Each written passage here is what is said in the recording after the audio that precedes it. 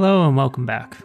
Today I'm continuing on from my last video on Nietzsche's Human All Too Human, so please watch that first if you haven't already. I'll link that at the top.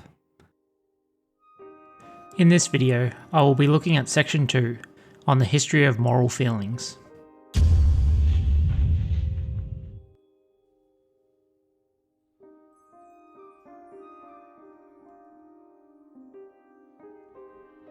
Nietzsche starts section 2 by wondering why psychological observation has declined in Germany, if not throughout Europe. It is probably a good idea to give some context around the time that Nietzsche is talking about. Human All Too Human was published in 1878, just 1 year before Wilhelm Wundt creates the Institute for Experimental Psychology. I won't go too much into Wundt as it is out of scope, but he is known as the father of experimental psychology. A decade later, Nietzsche would have his mental breakdown and never see the rise of Sigmund Freud, with the Interpretation of Dreams being published in 1899. From there, psychology would become a worldwide phenomenon and be widely studied and practiced still today. It sounds like Nietzsche just missed the boat, which makes it even more fascinating to read a book like Irvin Yalom's When Nietzsche Wept, which creates a fictional crossover with Josef Breuer analysing Nietzsche. Going back to Human All Too Human, Nietzsche questions the decline as psychological observations is one of the means by which man can ease life's burden.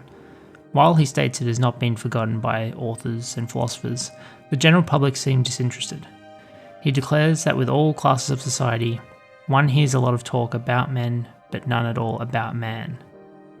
He raises a possible objection to the act of psychological observation, in that perhaps a certain blind faith in the goodness of human nature may really be more desirable for a man's overall happiness. What is uncovered with psychological inquiry could show us that we try to disguise our actions in virtues so as to get what we want. What Nietzsche is trying to show us is while psychological inquiry is fascinating and insightful, perhaps it isn't what is best for man or his happiness. Nietzsche leaves the question of if psychological observation is beneficial to look deeper into the so-called moral feelings. He lays it out in the following phases. At first, we call particular acts good or evil without any consideration of their motives, but simply on the basis of their beneficial or harmful consequences. Soon, however, we forget the origin of these terms and imagine that the quality good or evil is inherent in the actions themselves, without consideration of their consequences. This then further becomes assigning goodness or evil to the motives of the actions.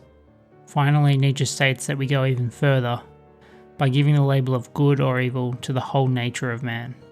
He summarizes by declaring we make man responsible in turn for the effects of his actions, then for his actions, then for his motives, and finally for his nature.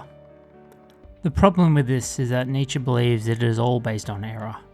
In fact, he states that man cannot be made responsible for anything, neither for his nature, nor his motives, nor his actions, nor the effects of his actions.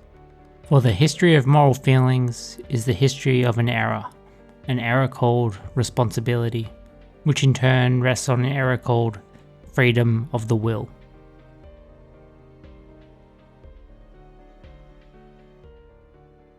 Not for the first time, we see the figure of Schopenhauer looming over Nietzsche's work.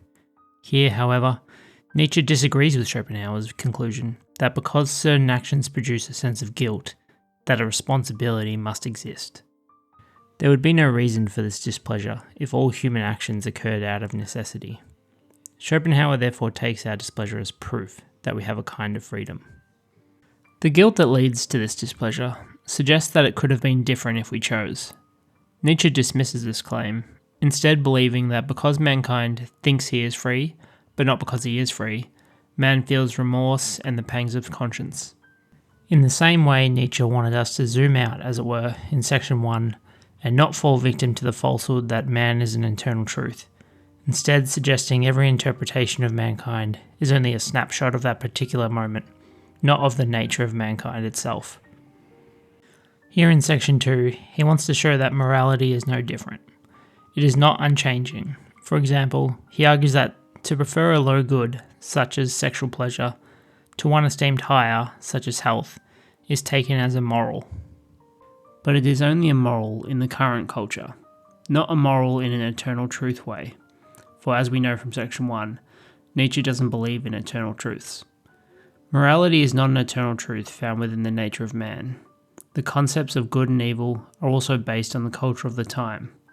Nietzsche himself states that present morality has grown up on the grounds of the ruling clans and castes.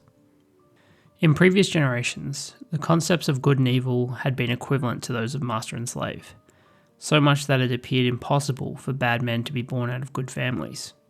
If, when these supposedly good men did something considered evil, it was blamed on external factors such as God striking him with blindness or madness. For a long time, we have thought man is basically evil and degenerate. Although Nietzsche believes this idea is wrong, just like its opposite, we must climb higher and beyond this idea and recognize that there are no sins in the metaphysical sense, but in the same sense, neither are there any virtues. The entire realm of moral ideas is in a continual state of fluctuation.